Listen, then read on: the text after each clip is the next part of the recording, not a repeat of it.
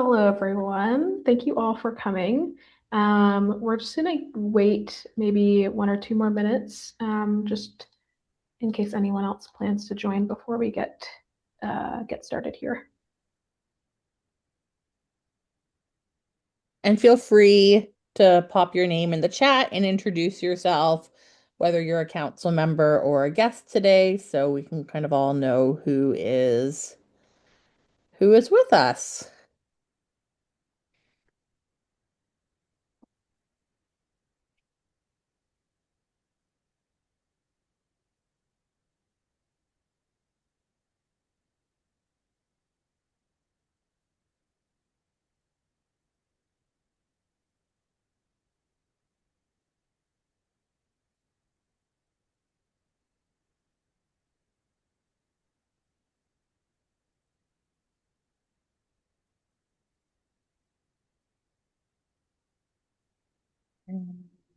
I also have a link. I'm not sure if you've joined after, but there's a link to our agenda today. Um, yeah.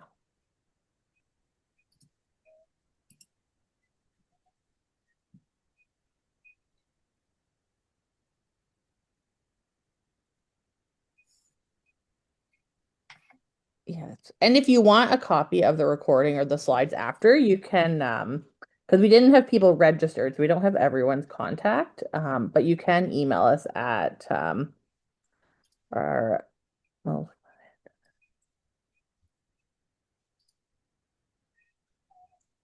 uh,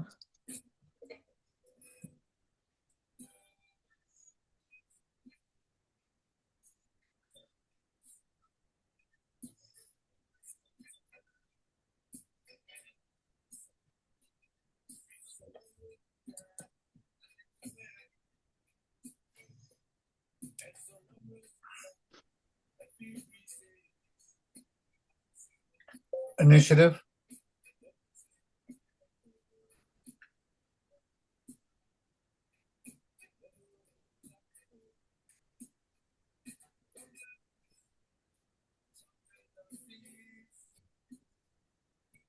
great. Keisha, do you want to get started? Yeah, for sure. Okay. Good morning and welcome everyone to our AGM. Kathy, I am seeing a black screen. I don't know about anyone else, but Oh, interesting. Yeah, same. Okay, no, that's okay. I'm just gonna reshare. I'll just share my whole screen and see if that works better. Can you see that now? yes. Okay. Okay, great. Yes. Yeah, good morning and welcome everyone to our AGM. Thank you all for coming. We really appreciate it and we're excited to have you all here, both members and guests. This meeting coincides with the release of our annual report. So today we will provide a summary of that in this kind of PowerPoint format, and then go on to talk some more about kind of future plans.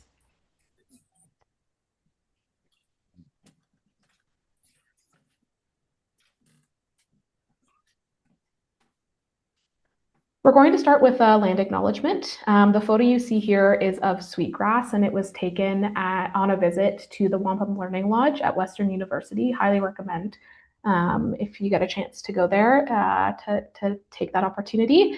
Sweetgrass is a sacred plant in many Indigenous cultures, and it's shown here with its long green blades and braided sections. The Middlesex London Food Policy Council is on a mission to strengthen long-term community food security in London and Middlesex. Our council brings together farmers, community builders, healthcare professionals, food processors, small business owners, and many others who share a passion for local food access, availability, and diversity. Part of this mission includes recognizing that Indigenous peoples are the original caretakers of the land and have been stewarding and caring for the land long before current agricultural and food systems were established. We recognize that MLFPC operates on the traditional lands of the Anishinaabe, Haudenosaunee, Lenewapek, and Chinootan nations on lands connected with the London Township and Sombre Treaties of 1796 and the Dish with One Spoon Covenant Wampum, including lands that remain unceded unseated by local Indigenous communities. In the London region, there are many Indigenous communities that continue to steward the land, including Oneida Nation of the Thames, Chippewa of the Thames First Nation, Munsee Delaware Nation, and urban Indigenous peoples. MLFPC commits to continue learning about the history of our food system and understand linkages between food insecurity, climate change, and the history of the land, including the ongoing impacts of colonization and the food systems of Indigenous peoples.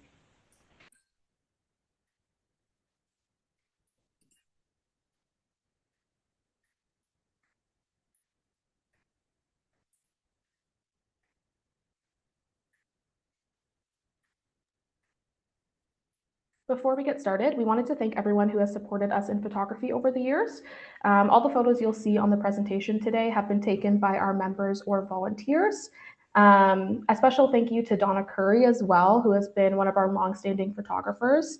So thank you, Donna. And you'll see we do have photo credits on some of the photos that come by to our different members and volunteers who have helped with that.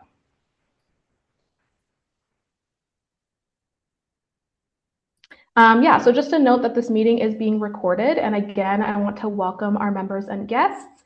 In the interest of time, we won't be doing a round of introductions, but as Kathy said at the beginning, we do encourage everyone to introduce themselves and where they're coming from in the chat. Our speakers today will introduce themselves prior to sharing.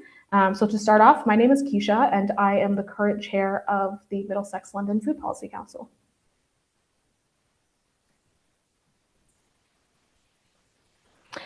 So here's our agenda for today. As I said before, this presentation coincides with our annual report.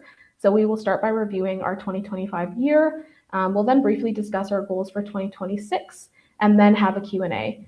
We also invite you to put your questions in the chat throughout the presentation and do ask that you keep your mic muted as we go through this until we have the question period. And then lastly, we have Jeff Pastorius from Ivey, who will be doing an overview and update on the collective action program for regenerative agriculture at Ivey Business School.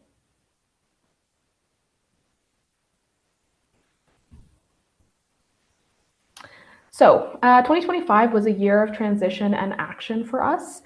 We strengthened our governance and launched our 2025 and 2027 strategic plan.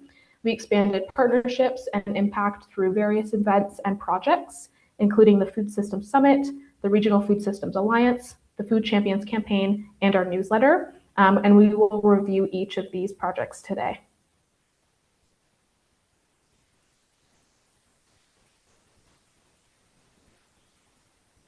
So to start off, in 2025, we said farewell to a few of our members and welcomed some members into our executive team.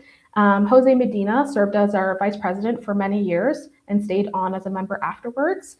He brought his food industry expertise and passion for just food systems into our work. Matt Rice and Maya Clark are both culinary professionals focusing on food security. Matt as the programming lead chef at Growing Chefs, and Maya as a local food advocate.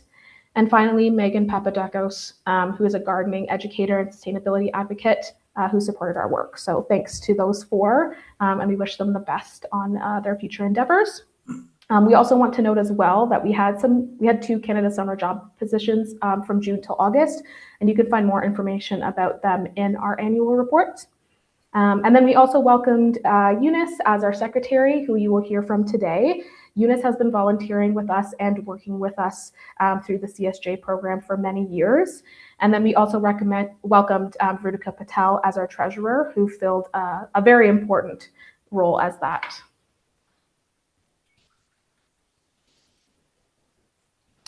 As I said, in 2025, we launched our new strategic plan. This was developed through many months of work from our strategic planning working group. We chose to continue with our previous strategic priorities, which you can see at the top there, but we updated the goals, objectives, and actions. Staff, council members, and volunteers used the actions to guide our council activities for the year. And the next few slides will highlight the main projects that came from the guidance of our strategic plan.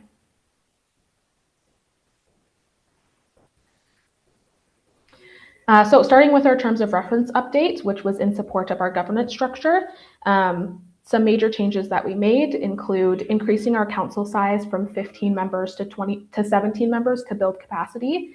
Along with this, we added some new representation, including a student member, and split our food service representation into institutional food and food procurement. We also updated the roles and responsibilities of the food system facilitator and the registered dietitian coordinator roles to reflect our strategic priorities. Regarding our committees, we created clear definitions and new guidelines for all committees.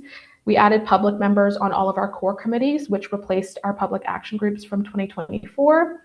We created the Community Engagement Committee, which is the foundation for our event planning working groups. We reintroduced the Finance and Fund Development Committee, and we started the Regional Food Systems Alliance. And these changes directly support our strategic priority of build council engagement and capacity. And then this is our financial summary for 2025. As you can see, we came in under budget by $23,307.58. Our main expenses being the food system facilitator salary, our recognition category, and our event category. We want to note as well that you'll see our starting funds are lower than what we budgeted, as we utilized about $13,000 in 2024 for the food systems facilitator salary. And then we came significantly under budget in our event category, thanks to the support we received for the Food Summit, which we'll review further during the Food Summit section of the presentation. And I will pass it over to Jeanette. Thank you, Keisha. So my name is Jeanette Blake. I'm a registered dietitian at the Middlesex London Health Unit. And last January, I was appointed to work with the Food Policy Council 2 days a week as in the RD coordinator role. So I wanted to share some highlights about our Food Summit, which took place November 6th and 7th of 2025. Next slide, please. So many of you were at the summit. I know that many of you were not. Day one on November 6th was held at the Grove at the Western Fair. We had just over 140 attendees. We had great interest in the Food Summit. We had about 140 people registered with very few cancellations and no-shows and people registering up until the day before. So we were very, very pleased with the promotion and the interest in the event. So our day started with Indigenous Elder Marianne Kochiko. She led us with opening ceremony and ended the day with a closing ceremony. So we were very blessed to have Marianne join us, and she was able to stay for the day. The day was long and packed. We did have 3 panels where we had 3 to 4 speakers. All were generally local. Our panels were growing food in our region was one topic, strengthening our local economy, access and sharing food more equitably was the third one. And we do have recordings of those 3 panels, and I believe Kathy's putting the link in the chat. So they're on our YouTube channel. We also had 2 workshops. So we had a focus group about urban farming and food security in our area, and one about food sovereignty with an Indigenous lens. There is more information on our website as well about the Food Summits if you're looking for a little bit more detail about the speakers. The day after the summit was an extension of, we had a tour. We had a small bus and 22 people joined us. So we were able to visit a large family farm, Stanton Dairy Farms in Ilderton. So a wonderful tour there about their practices. And then our second stop was at the Glencairn Community Resource Center, where the London Food Coalition is housed.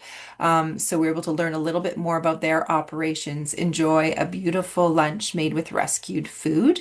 And it was early November. Then we had an outdoor tour at Urban Roots London. Ben Wilcox was able to give us a tour and tell us a lot about their practices. So a wonderful day. Next slide, please.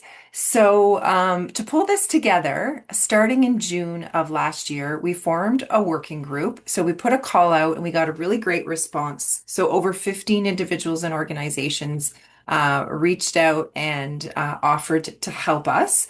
We worked with this group from June until October, meeting most weeks. We also had a lot of council members engage in helping with the planning as well. Um, we were able to get input as well through surveys. So for people who didn't necessarily join us in the working group, we were able to solicit their input. So it's members, individuals, organizations in the area all came together to help us identify priorities. And the working group then took that information and we collaborated to develop the vision, the objectives, the themes, the topics, the speaker lists, the educational material. And so a lot of planning was definitely done. We were able to also get members and volunteers who aren't members to help us on the day of, and there were various volunteer rules that were able to help us out on that day. Next slide, please. One of the things we collaborated on and developed as a group was the vision of our day. And the vision of the summit was to spark connections, support innovation, and serve as a launching point for the collective work needed to create a resilient food system. And Kathy will be talking to you about our evaluation. We also wanted to highlight our menu for the day. So we wanted to really highlight local producers and diversity in culinary traditions. Oneida Sweet Treats provided refreshments for the morning, and Chef Sean Dockstader joined us for the day and brought a selection of baked goods, including his signature Longhouse pumpkin cinnamon cookies, which were my favorite. Patrick's Beans offered coffee and tea, and we had some beautiful crisp apples from Kernican Orchards, pardon me. And our lunch was prepared by Growing Chefs Ontario. So we had a beautiful Greek-inspired menu that was largely plant-based. So we had some homemade falafel, Greek salad, rice, and pita, and then an option for chicken souvlaki as well, and then more baked goods. And then the afternoon snack was provided by Yaya's. So we had a really great sampling of flavorful African delicacies. As people were leaving the summit, there was a free produce market where people were able to help themselves to produce from Urban Roots, London. So that was a really great way to end the day. And I had mentioned on the Friday, on November 7th, we had a beautiful lunch. It was a quinoa bar of rescued food at Glencairn, and Picasa also donated some pita chips for us to enjoy on our tour as well. Next slide, please. So just some beautiful photos of the snacks that we were able to enjoy on the day.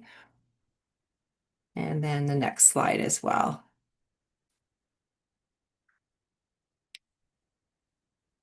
Just realize I can move these myself, can't I, Kathy? No, I can't. Next slide, please. So in terms of our budget, we were very fortunate and wanted to highlight that we received funding from King's University College in Urban Roots, London. So very generous donation, as well as we received funding from Age Friendly London and Children and Youth Network through the Lived Experience Fund. So with these very generous contributions to the day, we were able to use a minimal amount of the Food Policy Council budget, as well as we were able to keep our fees down. We only charged $30 for the Food Summit and $20 for the tour. But because of this funding, we were able to waive the fee of many participants with lived experience, including students and seniors.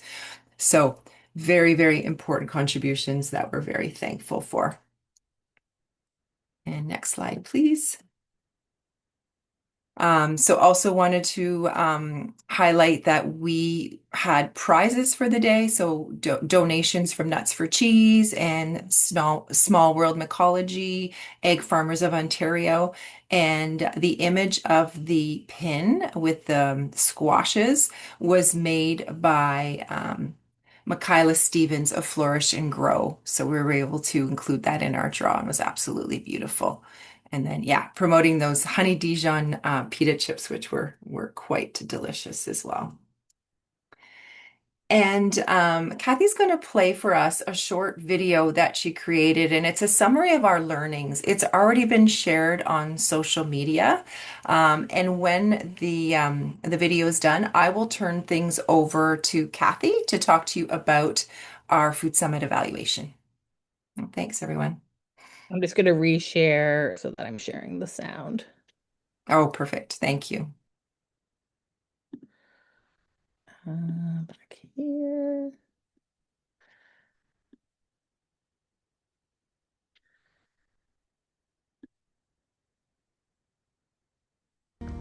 Hey, I'm Kathy from the Middlesex London Food Policy Council.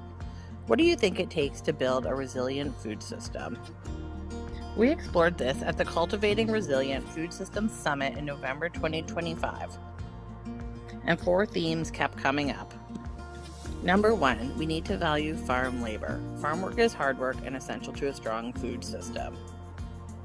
Number 2, we need to care for and steward our lands and natural resources. Healthy soil and protected farmland support both people and our planet. Number 3, we need to work together across the food system. Collaboration helps make our food system work better and improves access to food. And number 4, education. Learning about local food and policy helps strengthen our food system.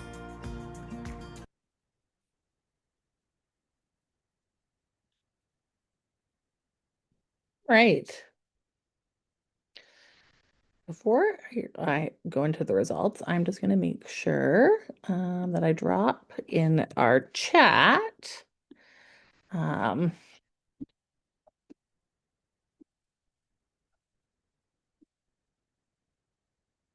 Okay, I've just put in the chat the recording from all the panels. I think they're definitely, it should be a playlist, so all 3 panels are there, but it's definitely a great listen to go back. I've listened to them a couple times and it's well worth the effort. Now I just have to get back to my right slide.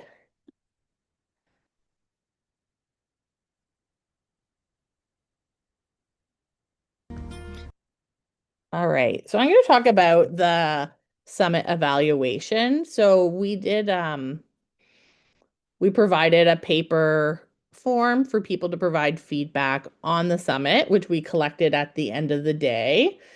We received 79 evaluations, so about a 56% response rate, which we were pretty happy with. Everybody ended up filling it out by paper and pen. We had provided a QR code for an electronic version, but no responses were submitted in that way. So on this slide here, you'll see there's a graph. The writing here is quite small, and you don't have to worry too much about that. We're more just going to look at the trends of this graph. So really, this is just a summary of 5 questions that related to attendees' experience at the summit. So things about how organized they felt the summit was, the quality of the content, how engaged they were, how appealing the workshops were, if they were able to make meaningful connections, and how valuable it was overall.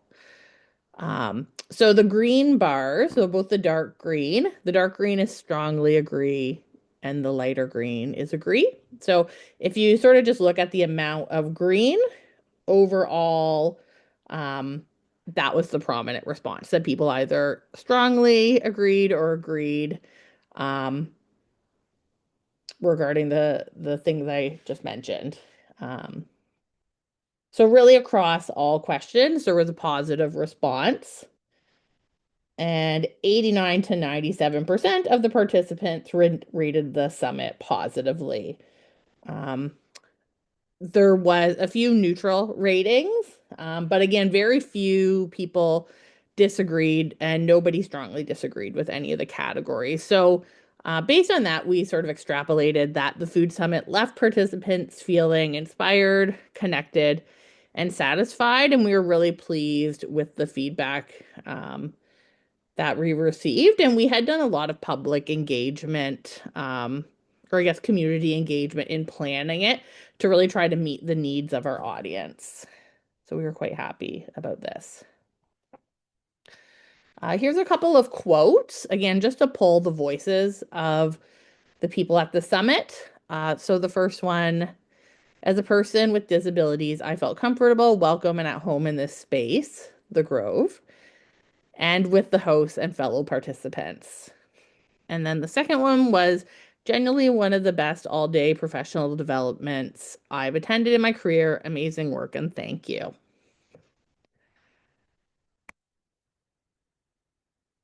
So with any initiative, there's always lessons learned. So again, while the feedback was mostly positive, there was definitely things I think we learned, and things we would want to keep doing or things we would want to progress with as we plan further events. But we really found like one of the common themes was this appreciation of having a food systems event across the sectors where people could all come together, and that the connection and collaboration was a top priority for our attendees.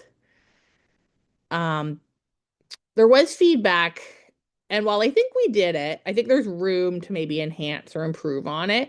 It's just balancing the program between some listening, but also then making sure there's interactive application based sessions. So really integrating principles of adult learning where people can take information that's relevant to them, the work they're doing, to their lives, and then think about how to apply it. And again, really shifting to that action phase or giving people actions to walk away with. So I think as we work on events going forward, that's something we will keep in mind. The inclusivity efforts, specifically, I think the waived fees were impactful and should continue. It did help reduce barriers to people attending. So I think that's something we would hope to keep in the future. And again, we were very fortunate to get some funding for that.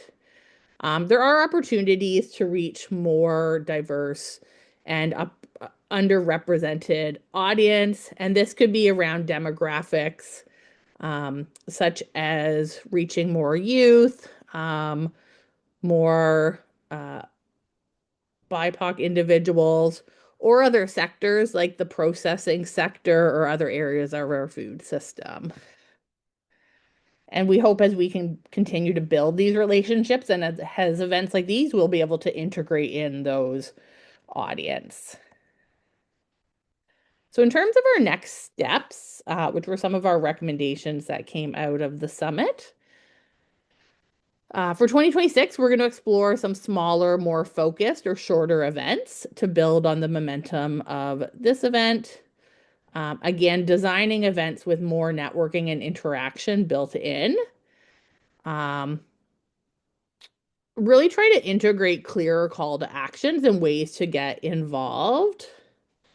And again, expand our topic areas. This summit was pretty broad, so we covered sort of some topics across the sector, but didn't get into as much detail about any one area. So again, we hope maybe to expand topic areas or go into a little bit more detail. Again, increase representation. Actually, another suggestion that had come up was including people with lived experience. So again, maybe it's producers, maybe it's people who have been food insecure, and hearing that perspective. I think there's a lot of different lived experiences we could hear, and having that included. And then again, continue to strengthen partnerships across communities and municipalities, which is really a big strategic goal of MLFPC. Oh, yes. And I forgot to introduce myself at the start, but I'm Kathy. I am the food system facilitator and the full-time staff member with MLFPC. And I will now hand it over to Andrew, our vice chair, who is going to talk about our Regional Food Systems Alliance initiative. Thanks, Kathy. So last year we put out a call to action to see if there was interest in the region to follow up on in 2022 when the food systems assessment was updated. There was a phase 4 report which recommended looking into forming a regional food systems alliance and taking a collective impact approach around making changes in the broader food system. There's many the problems and the need for this project have been pretty well documented, but obviously food insecurity is rising.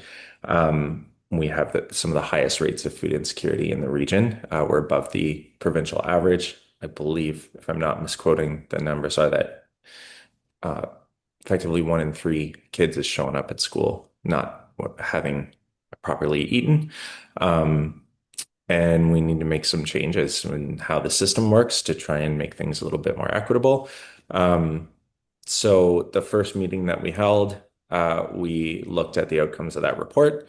We made the call to action in March. We received a really, really tremendous response out of that first meeting and put together a group of volunteers who came forward out of that meeting.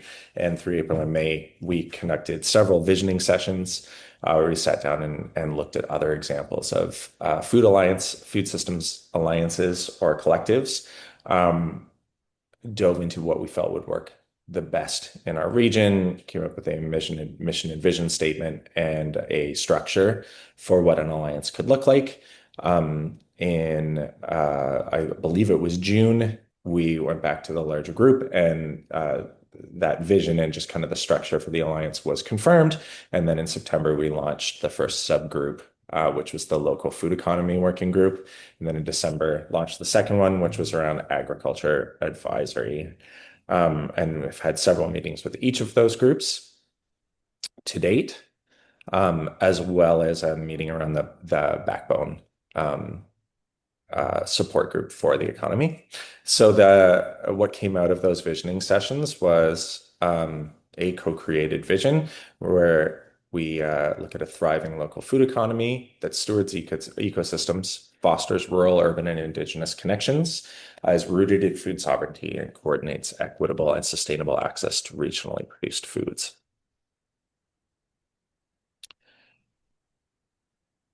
This was something we went over quite a bit in those visioning sessions in the original calls, is just looking at what the difference between a food policy council and a food alliance or a collective action project around food systems. Food policy council being an individual organization with a local focus on policy, education, and advocacy. A food alliance is a much larger scope collective impact project that has a regional focus, works on coordinating many individual organizations, institutions, and groups, and to collaboratively work towards systems change. So it's a bigger scope, bigger project. You can go forward, Kathy. Thank you. And so, yeah, our alliance brings together diverse organizations to align efforts to act collectively across the regional food system.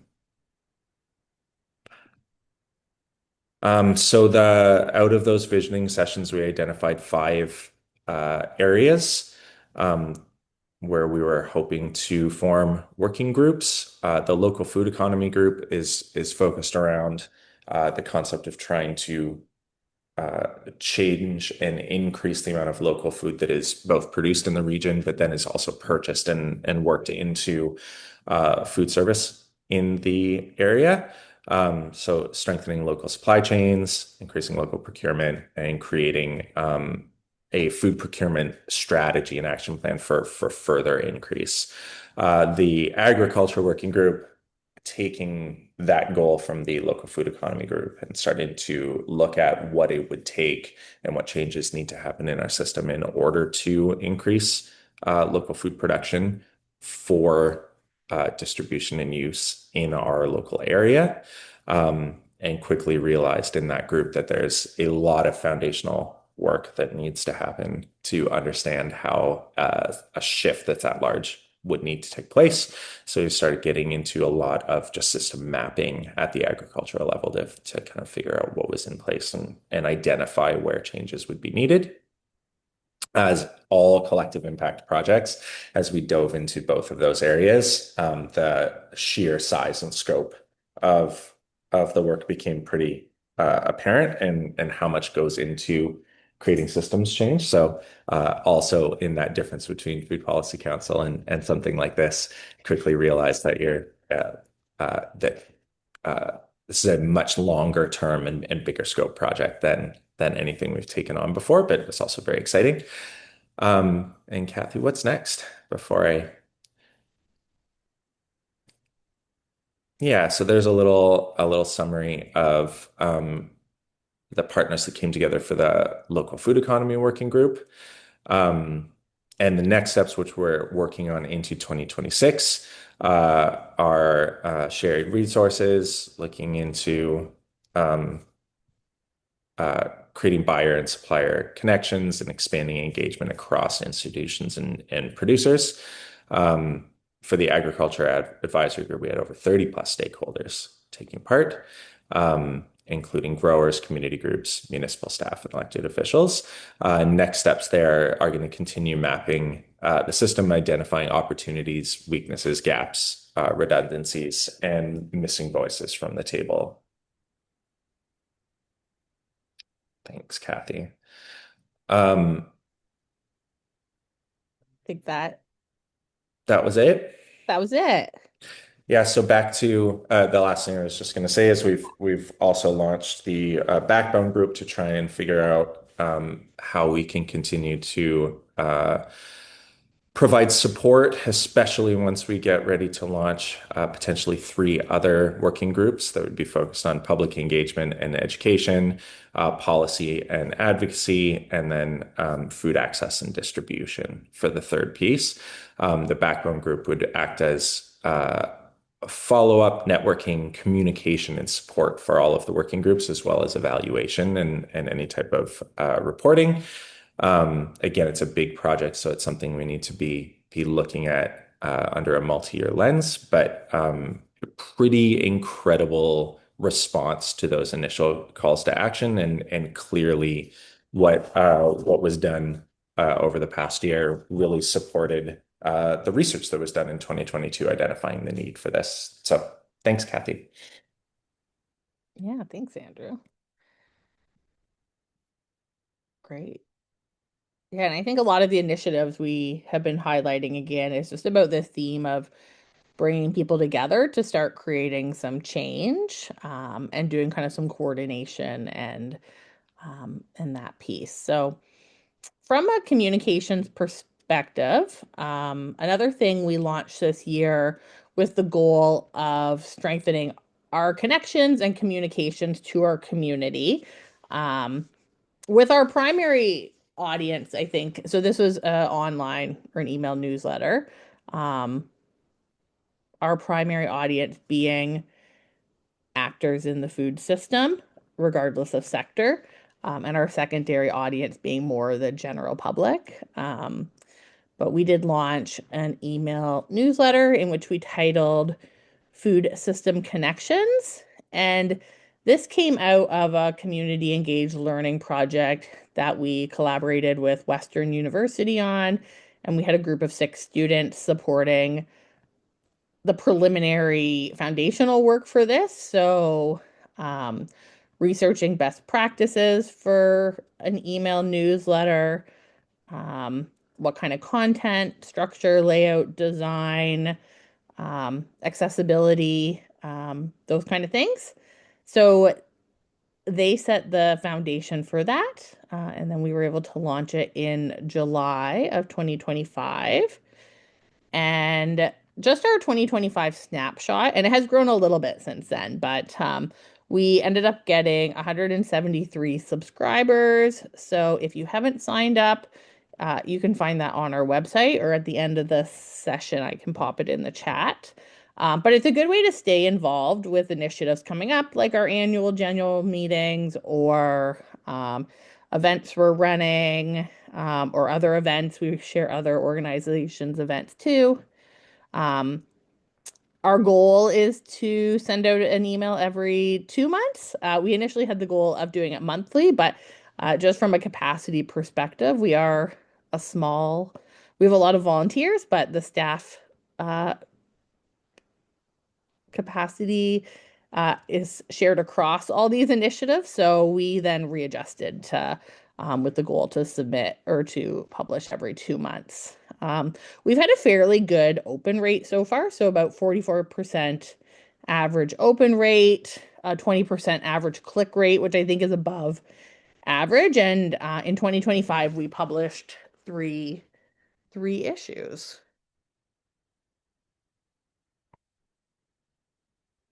And then we're going to hand it over to Eunice, who's going to talk about the food system champions. Yeah. Thanks, Kathy. So hi, everyone. My name is Eunice Hidana, and I'm the secretary of the MLFPC Executive Committee. I'm also the founder of Bespoke Media, which is a marketing and communications company. So as Keisha mentioned in the beginning, I've volunteered and worked at MLFPC within the Canada Summer Job over the previous years. And I worked on the food system champion. So it's great to present on that today.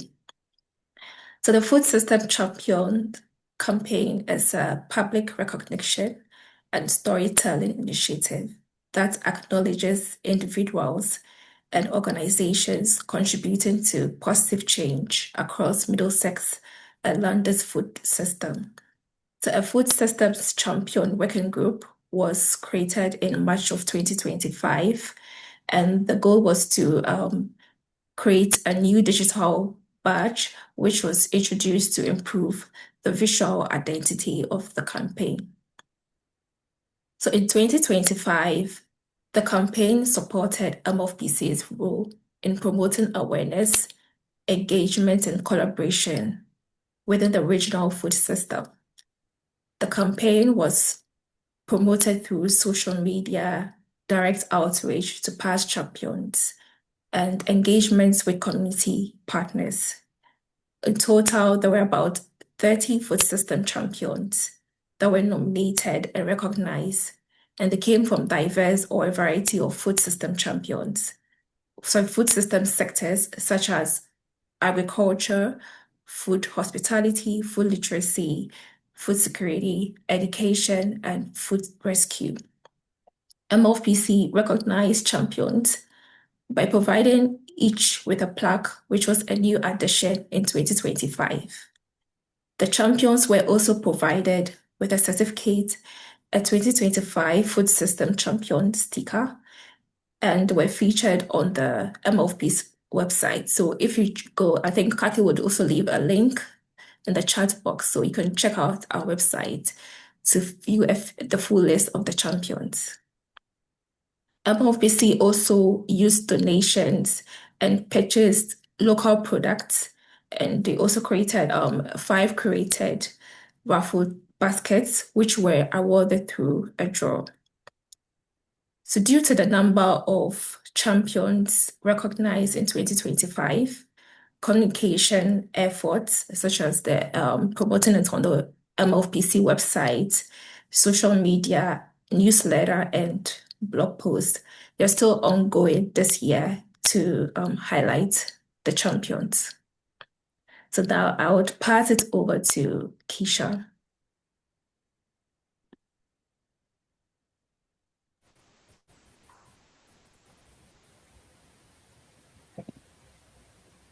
Thanks, Eunice. Sorry, everyone, my computer is being very slow, so apologies if I'm a bit glitchy here. Yeah, so that's our review of 2025. Again, you can take a look or get more information about everything we talked about in our annual report. And we also will have a food systems report or food system summit, report that you can will have a chance to look at, and then also a report for our regional food alliance as well. So what is next for the council? Here's a list of our key priorities for 2026. We really want to explore areas of the strategic plan that we didn't focus on in 2025 and also keep our momentum from the work that we did do. Working towards development of a sustainable funding model for the council, continue the newsletter, as Kathy said, working on that 6 times a year, so every other month, providing that backbone support to the Regional Food Alliance, as Andrew talked about. We're going to be working with Dr. Gabor Sass, who was one of our food champions, on a mapping and directory initiative around food access. Plan, host, and evaluate 3 targeted events, as we talked about there, and then just overall increase awareness of who and what MLFPC is at the provincial, city, and county governance levels, and with other advocacy organizations. And as we go into 2026 as well, we will form new working groups to achieve these goals. So we recommend signing up for our newsletter and staying engaged with kind of the work that we're doing, because we regularly look for members of the public to support in these projects if any of these interest you, or maybe some other things that we have down the line.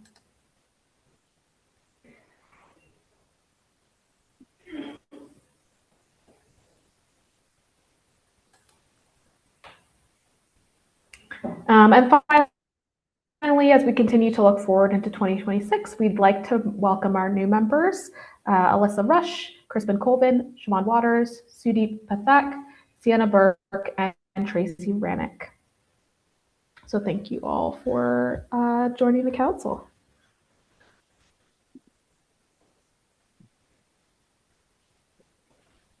All right, and that is it for our presentation. So we will take questions now if anyone has any. Again, you're welcome to put them in the chat, or please use the raise hand function to indicate you have a question, and Kathy will kind of moderate those. You're also welcome to reach out to us at info@mlfpc.ca, which I think Kathy has put in the chat somewhere, if you have questions that come up after this meeting, or if as you're reviewing the various reports that I mentioned.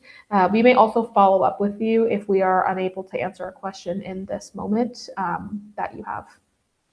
So yeah, I will open the floor to anyone who may.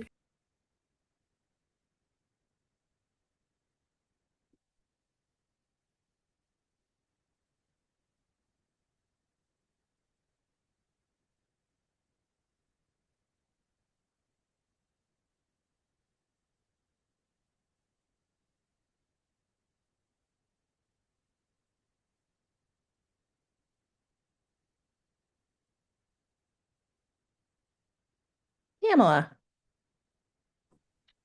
Hey, Sigali, this is Pamela Christian from Onondaga, Oneida Nation of the Thames. And one of the things that I've been talking about with our school, Standing Stone, and hopefully with Antler River as well, their public school, is having a food program. I'm wondering if there has been any discussion with either of those schools in this group.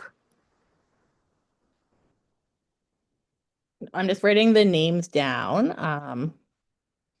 I can take a first attempt to answer this, but anyone can, Jeanette, if you want to jump in. We haven't talked specifically with those schools. However, one of our council members, Catherine, also serves on, well, she's employed. She works for ONSP, so the Ontario Student Nutrition Program, and they just had a bridging breakfast thing around school food nutrition. So I think definitely just in terms of maybe connecting or yeah, something maybe, yeah, like if you wanted to kind of send us an email or had some thoughts more on just like how to start that. I know there had been a round of like funding, but I believe that's closed now. through the government. But no, we have not specifically looked at them. But if you want to share any more, feel free to. Okay, Kind of a yeah, vague answer. Yeah. great. Yeah, yeah, thanks. Great. Yeah, it's pretty cool that I'm in this session today. I was invited by a friend here, Mary. Oh, okay. Yeah, and so hopefully our reciprocal partnership will provide, a lot of nutrition for people on reserve. That's been mainly my focus. Is right now I am um, propagating varieties of seeds, but also going into a market garden. So I have two different gardens. I have one at the Longhouse, which is full of like very old varieties of seeds that we are hoping to eventually get to a larger level, and we're able to process and be able to eat our food again. But in the meantime, I have a market garden, which hopefully will be able to address some of the food insecurity in the community. I would love to be able to work, outside of the community, but at this point, it's just not possible because I do have to focus on the Oneida people and the children, and looking at what's going on with our food system. And it would be great to have some assistance with that.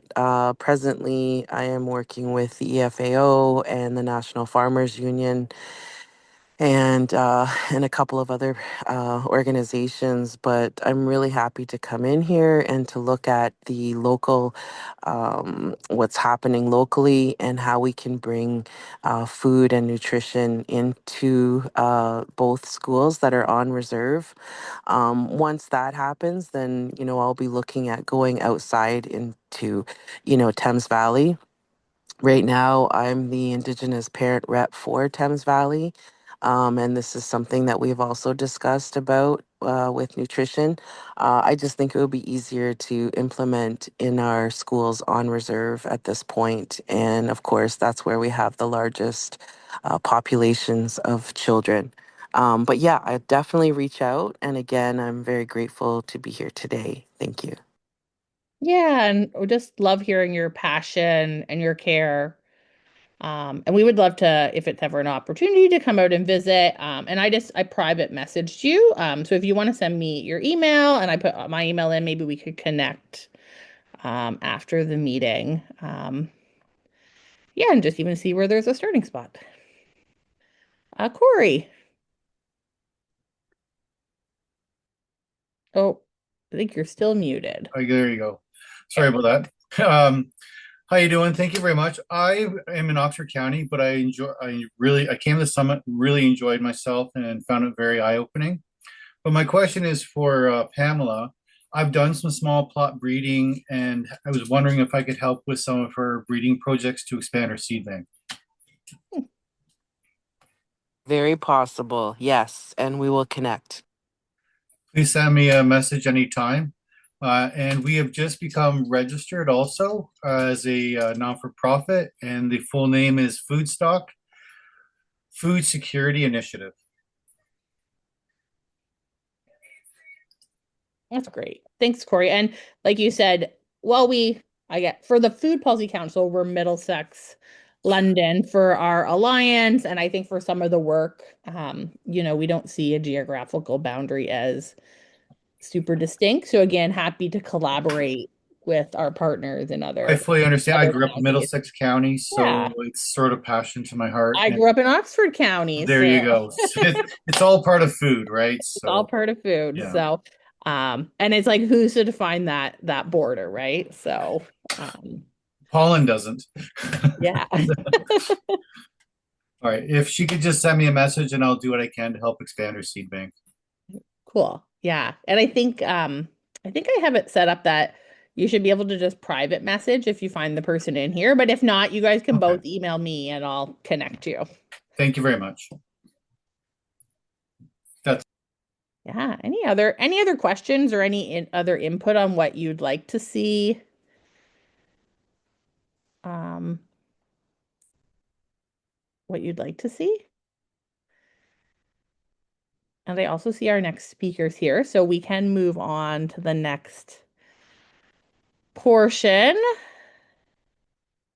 So I don't see any other questions. All right. Keisha, do you want me to introduce Jeff or do you want to? I can okay, I can. I think thumbs up meant I would. Anyway, we are very excited to have Jeff Pastorius here. Oh, Lois has a question.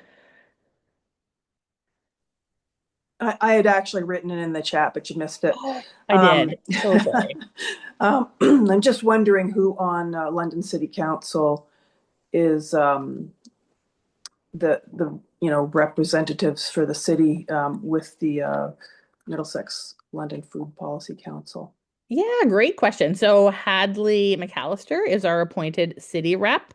And then we also have a Middlesex County councillor, Michelle Smiber, who is our rep from there. So, and then we also we didn't really get into everything we're working on in the upcoming year, but definitely getting into considering the upcoming municipal election and how do we get people talking about food and food security and land protection and those kind of things. So that's also on our agenda for next year. All right. Jeff, welcome Jeff Pastorius. I'm going to let you introduce yourself, but I know you've been around the food scene for quite a long time in London, so I'm sure lots of people here have heard your name or know you personally. But Jeff's going to be talking about a project going on at Ivey Business School today, and I know we have some members of the CAP project. Some of the growers are here as well. Jeff, do you have slides you're going to share? Yeah, I've got a PowerPoint if Perfect. that's good for you. Yeah. I think I set it up that you can share, so I'm going to hand it over to you. Okay, thank you. Let me, because I'm always fumbling with these things. I just.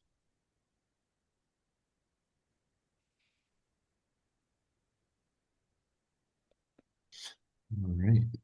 All right. Are you able to? Oh, yep, we can see it just very well. All right. Excellent. Great.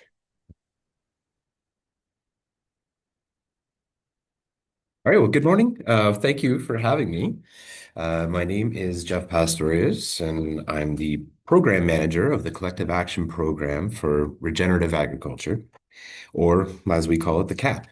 It's housed within the Center for Building Sustainable Value at Ivey Business School, Western. Now, I know some of you might be thinking a local regenerative agriculture program coming out of Ivey Business School. And I'll be honest with you, when this posting was sent to me in the summer of 2024, I had a double take. I thought I must have misunderstood who designed it. A transdisciplinary action research program built from the ground up for the benefit of local sustainable food systems coming out of Ivey Business School. But the more I read, the more I realized this was something genuinely different. And after 16 years of working in this space, I'd never seen anything quite like it. This is just a little bit about me. I've spent almost 2 decades nurturing sustainable local food economies across southwestern Ontario.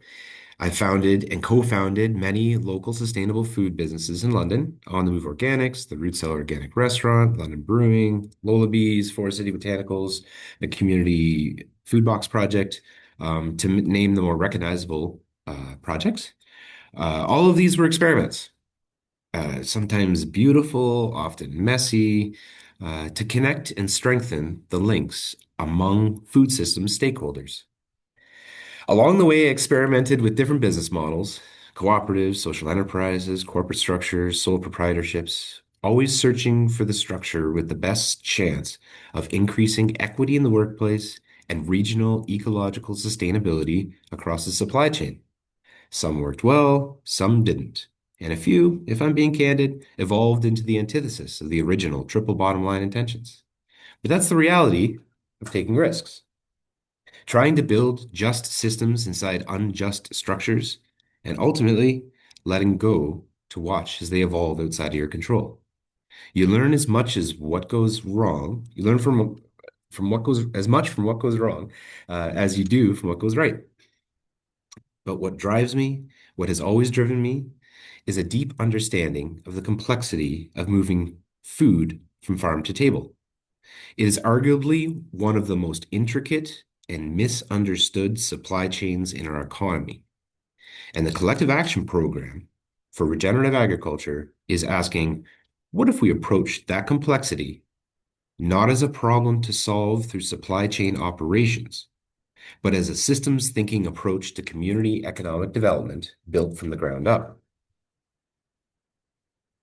Let's see if this, oh, there you go. So here I have paraphrased the hypothesis that anchors everything we do in the CAP.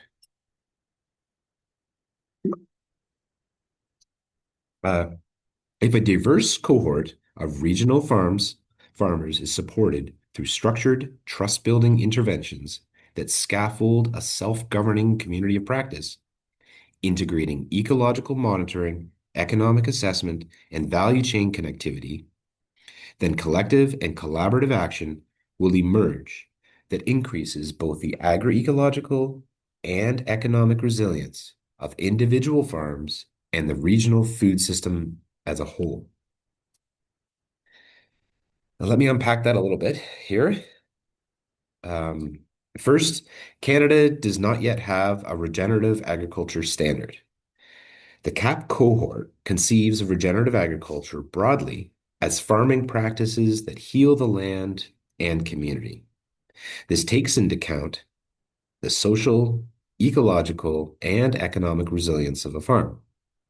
Regenerative agriculture can be conceived of as an outcome-focused rather than process-focused approach to agroecological transition. And we'll delve into that and what it looks like throughout the presentation. We know regenerative agriculture works. The science is there. The farmers who practice it are passionate and committed. And yet, roughly 1.5% to 3% of global farmland is managed regeneratively. 1.5% to 3%. Why? Because the barriers aren't just agricultural, economic, or operational. They're systemic. Our knowledge systems are fragmented.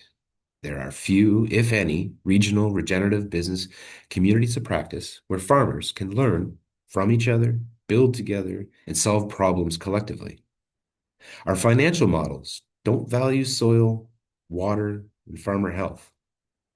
They don't account for agroecological diversification, nor the well-being of those who feed us. If your balance sheet doesn't recognize the value of what you're regenerating, the capital won't follow. Our supply chains are built for large operators producing monoculture volume, not diversified, collaboratively achieved scale.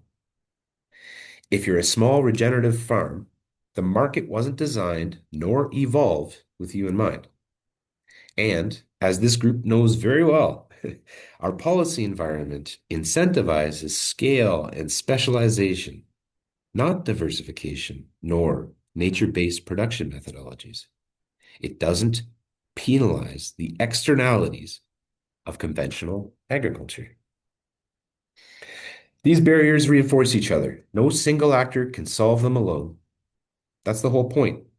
We need collective action. So, how does the CAP respond to these challenges? We're building a regenerative business community of practice through 4 integrated areas of intervention. It starts with community formation, workshops, social events, shared meals, and storytelling. We bring farmers together not as research subjects, but as collaborators. The goal is to build trust and connectivity amongst each other, not just with us as researchers, but between the farmers themselves. That's where the real power lies. From there, we map the network. We look at how farmers are connected across the cohort and across the region. And we build tools to support peer knowledge sharing and strengthen those ties. Simultaneously, we're offering deep economic assessments farm level accounting that illuminates the financial constraints keeping farmers locked into conventional models. And we're exploring nature-based finance practices that can open new pathways for regenerative livelihoods. And underpinning all of it is the ecological assessment, soil and water sampling, nutritional density, production outputs, measured across cohort farms to build the evidence base that this actually generates regenerative outcomes. The novel approach at the heart of the CAP is developing a business community of practice that stimulates collective and collaborative action within a newly formed community, increasing economic and ecological resilience within each farm and together across the region. Now, let me introduce the cohort. 11 farms, 22 farmers, all based here in Middlesex County. They were selected not for uniformity, but for diversity. Diversity of practice, geography, gender, age, and readiness to collaborate. Each farm brings something unique to give and something unique to gain. And the pilot runs for 2 years with the possibility of continuing the observational components for an additional 3 to 5. So here's the cohort. I'm sure there are some familiar faces here. We have organic beef and dairy operations practicing agroforestry. We have an organic blueberry farm offering agritourism, market garden flower growers with agritourism, floriculture focusing on native seasonal flowers, row crop operations focused on soil health, organic greenhouse greens, community-supported agriculture, diversified silvopasture, land trusts with tenant farmers raising beef, pork, chicken, eggs, and vegetables, regenerative feed crops, flour, and oil. And so here you can see where these farms are located across the county. You'll notice they're spread across multiple watersheds and soil types, and some adjacent to First Nations communities. This geographic spread was intentional, close enough to support one another, but diverse enough to make the pilot sturdy and strong, the pilot study overall stronger as a whole. The CAP isn't just about farmers, researchers, or any one point along the value chain. It's a genuine collaboration between these groups. First, the farmer cohort, 22 farmers across 11 farms. They are the heart of the community of practice. Second, a transdisciplinary research team spanning Ivey Business School, Western University's Department of Biology, and a bilateral partnership with the University of Illinois. The disciplines represented include operations management and sustainability, sustainable finance, nature-based finance, information systems innovation, entrepreneurship and agri-food systems, equity and inclusion, plant resilience and soil microbiology, microbial ecology, historical and institutional accounting, agri-food innovation, and more. The breadth is not accidental. The complexity of food systems demands it. And third, our partners and supporters. The Ontario Soil Network serves as workshop co-facilitators, bringing peer-led learning, on-farm trial expertise, and deep soil health knowledge. The Transition Accelerator provides strategic advisory. And increasingly, we're connecting with companies across the food value chain, financial institutions, food foundations, and international philanthropic actors. This is the first program of its kind, shared by advice, shaped by insight from people across the agricultural community. Let me walk you through how the program unfolds. Phase 1 is about connection and trust. October through November in 2025, we held social events, farm introductions, shared meals, reciprocity exercises, reading and reflection. And we were building relational foundation that everything else depends on. Phase 2 takes us into systems thinking. December through January, Indigenous knowledge holders joined us. We did systems mapping, root cause analysis, problem framing. The farmers begin to see their individual challenges as a part of a larger interconnected system. And phase 3 is where we co-create solutions.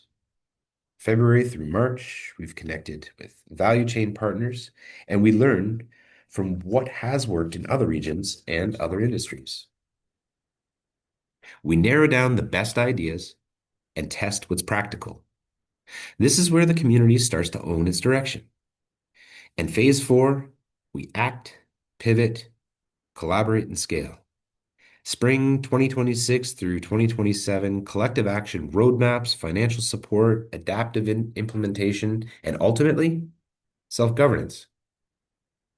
In total, that's 12 workshops, 4 social events, farm tours, indigenous learning, and value chain engagement.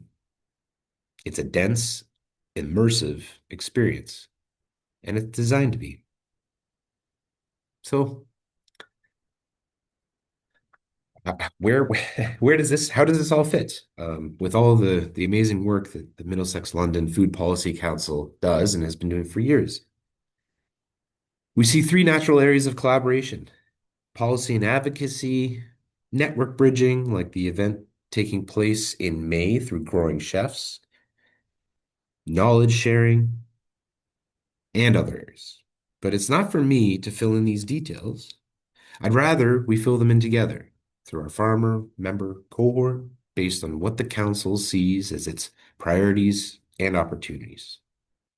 But I will add the most compelling portion of the project that convinced me to be involved was replication. We are designing the architecture for a dynamic, layered replication resource designed to enable other regions to adapt and replicate the CAP model, now known as the compendium.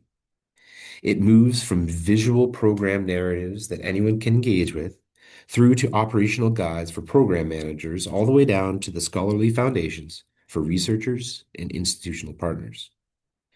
And to our excitement, it's already generating interest.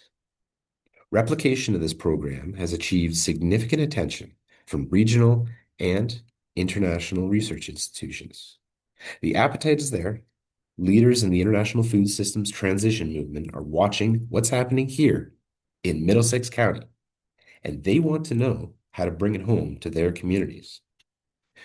Put the information up on the screen here. Please sign up for our mailing list if you're interested in staying informed on this project and others coming out of the center. Directly, if you have inquiries or want to connect with the CAP, is CAP at Ivey, and the phone number, you can get that's my extension. And ultimately, I want to say thank you for the invitation to share this work, because if we're serious about transforming the food system, which I know all of you are, we need business communities of practice willing to move beyond individual competitive advantage toward the kind of collective action that makes real possible change. And it matters deeply that business schools like Ivey are helping lead the way. Thank you.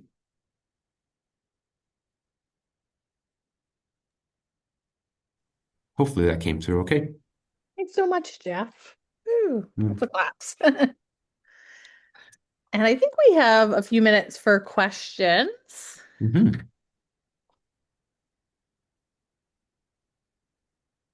Let's give people a chance to process and think of.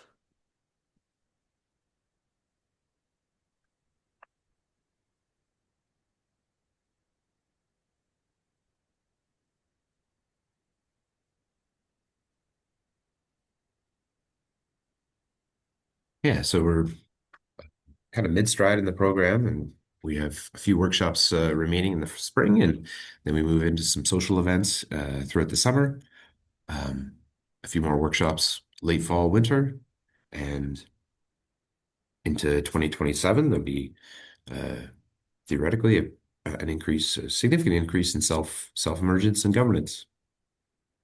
Yeah. I have a question. Mm-hmm. Because you've been so involved in the food system in this region,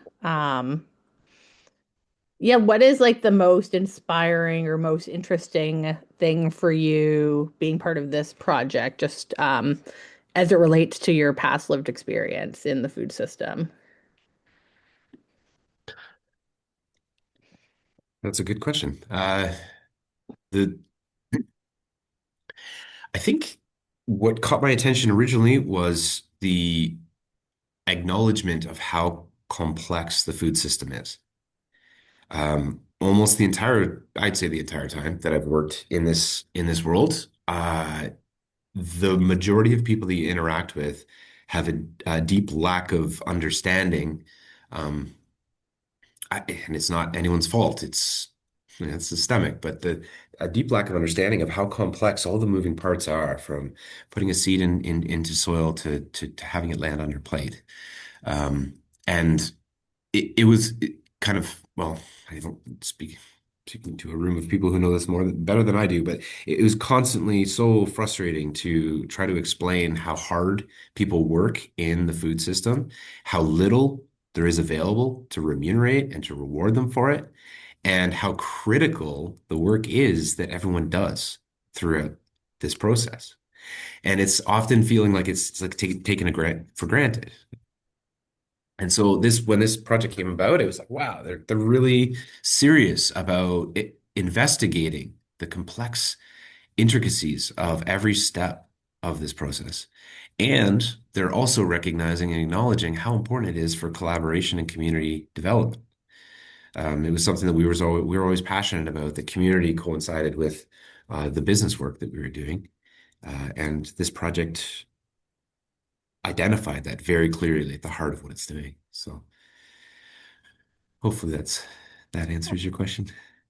Great. And I think there's a question in the chat from Mary, which I'll read. But Mary, feel free to jump in if you want to elaborate. Oh, yes. And if people want to turn on their cameras so we can see who's there, if you feel so inclined, and, do our own relationship building. But Mary's interested in learning whether Ivey is strategically focusing on their home turf. Is this a new strategy to take interest in their own community? The great question. Hi, Mary.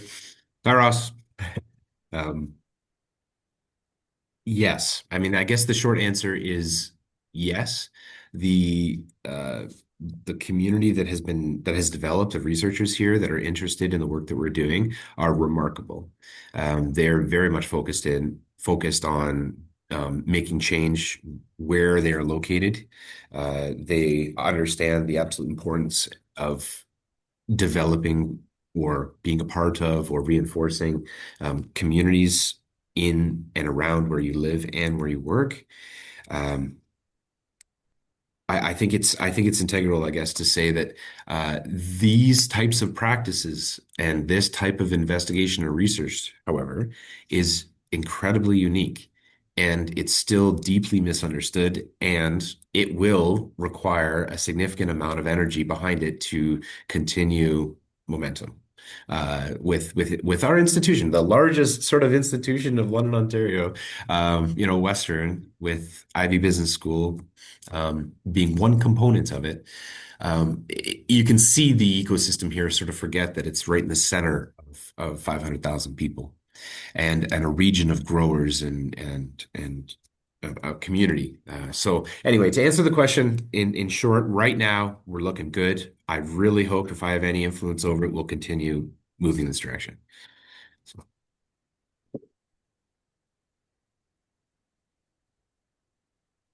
Yes, and another question from Amy. Is there an interim certification or marker of a farm towards sustainable regenerative practices while your cohort works to support this?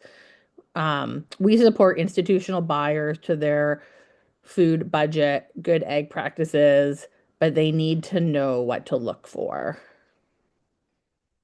That's an excellent question. The cohort is working on a number of projects, one of which is specifically focused in on communicating with buyers and consumers and customers and the general community as a whole. And part of that communication strategy is going to include the definition or defining attributes of this community of practice and the types of agriculture that they support.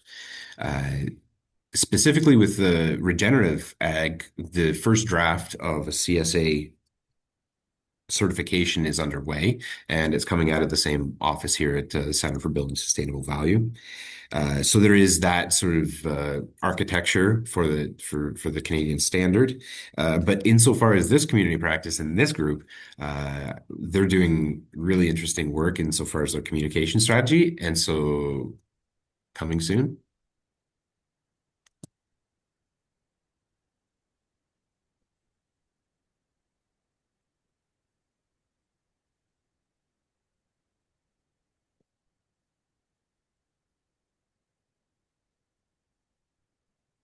Oh, I think I see Kim as well.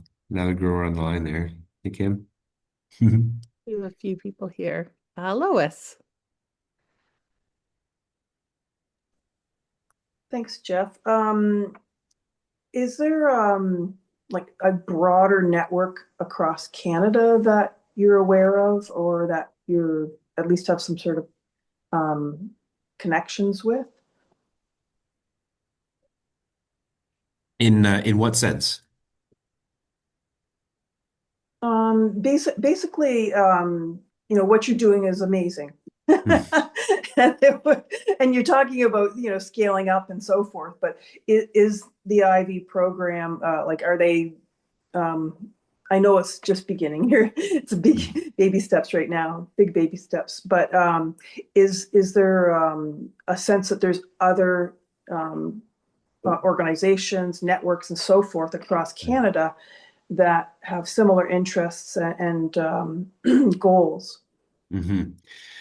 Yes, there are many. Often there's specialization around their focus. So you kind of look at these different spheres of influence that are networking and are attempting to sort of cross the boundaries from their sphere to others. But you have your financial sector. There's a growing interest in the financial sector to support and fund regenerative practices, sustainable practices in agriculture. Although many of you know that's a complicated proposition. But that's across Canada. There's quite a few organizations now that are really leaning in that direction. There are funding bodies that are also interested nationally in supporting regenerative agriculture. A lot of them are focused on large scale operations, but the concept of really hone into concept on the community of practice and the community economic development piece, where we're focusing in on the community of practice that focuses on increasing their own farm well-being and the regional farm group. It's a unique project that is underway.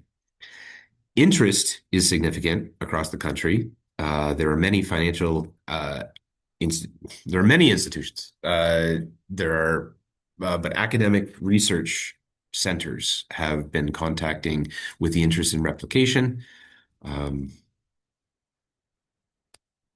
Yeah, I guess it's a tough question to answer in that, yes, very well networked across the country with incredible progressive and forward-thinking support industry. But insofar as it coalesces on the idea of developing community around or within, as a part of, or the center point,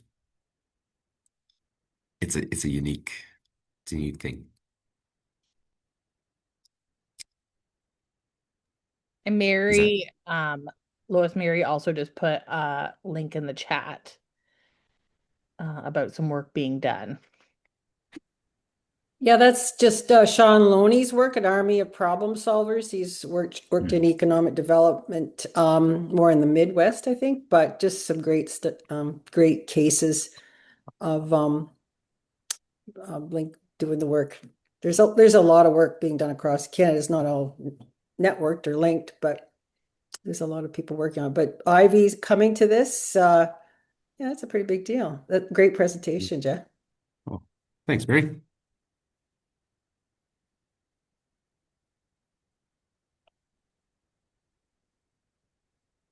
Yeah, and the Middlesex London Food Policy Council is interested in this work and these intersections. So yeah, hoping to kind of engage at certain points along the way. And I think it kind of overlaps with some of our alliance work. Yeah, yeah. Hmm.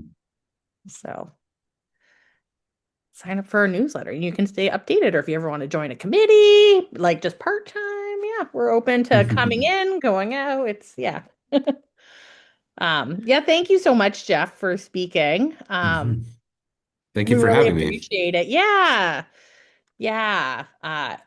Yeah, you're so thoughtful in your presentation and so knowledgeable. And I think it's so nice that you're on the project because you again probably bring a lot of that lived experience to some of the food movements in the area and able to support the farmers. And I know we've chatted with some of the farmers that are in the group, and a lot of them have been food champions, so doing really, really great work. Yeah, we love our producers and growers. So For thank sure. you. Yeah. Well, thank you very much for having me, and I appreciate the opportunity, and hopefully we can work together in the future. Yeah, and a round of Yeah. applause. Yeah. And I will just hand it back to Keisha to close us out today. Yeah, thank you, Kathy. Thanks everyone so much for your attendance and your engagement in the meeting today. We really appreciate it. It's really nice to see how many non-members came to kind of check us out, learn what we're doing, and engage with the work. Our annual report, as I mentioned, which is kind of a larger look at what we did for 2025, is on our website, I believe. And then, as I had mentioned, the Food Summit report and a report for the Regional Food Alliance will also be coming at some point, if they're not already out. Highly recommend, again, some newsletter to get information on what we're doing, and the Food Champions campaign will be starting soon as well, so keep an eye out for that, for nominations for that campaign. And yeah, if you have any questions or anything that you want to follow up with us on, you can always shoot us an email at info@mlfpc.ca, and we are happy to collaborate and work with anyone on projects that maybe they're interested in. Does Kathy or Jeanette, do you have anything else to share? I'll just share that I did pop the annual report, the link to it in the chat, so you can access it here as well. Sometimes it's a little tricky to find. It's under what we do on our website, but we're working also on refreshing our website to make things a little bit easier to find. So if you want to grab it from the link here. And then, yes, the other reports will be coming out soon. And again, if you want the recording or the slides, feel free to send us an email or sign up for our newsletter. We will include those in our newsletter that will go out kind of mid to the end of April. Yeah, and then you can kind of stay up to date on what's happening. And we're always happy for people to reach out, give us ideas. We're open to feedback. We're again a small but mighty group of mostly volunteers and 1.5 staff. So we can't always get to everything. We have to prioritize our efforts, but we're pretty passionate about supporting our food system across the sector. So yeah, just thank you so much for everyone, all the work that you guys do. It's people like you that make the difference. So yeah, thanks for coming. Thanks, everyone. Thank you. Thanks. Thank Bye. you. Have a good one. Thanks for hosting Thank this. It was a you. great event. Yeah, thanks for coming, Yeah. Corey. Look forward to participating however I can. Yeah. Pamela, it was great that you joined us as well. Thanks a lot. I know I could carry the conversation for more hours, but I will contact everyone and we'll definitely be seeing each other in the future. Yeah, we would love Sounds that. great. Okay. I'm going to end the meeting. Hi, Pauline.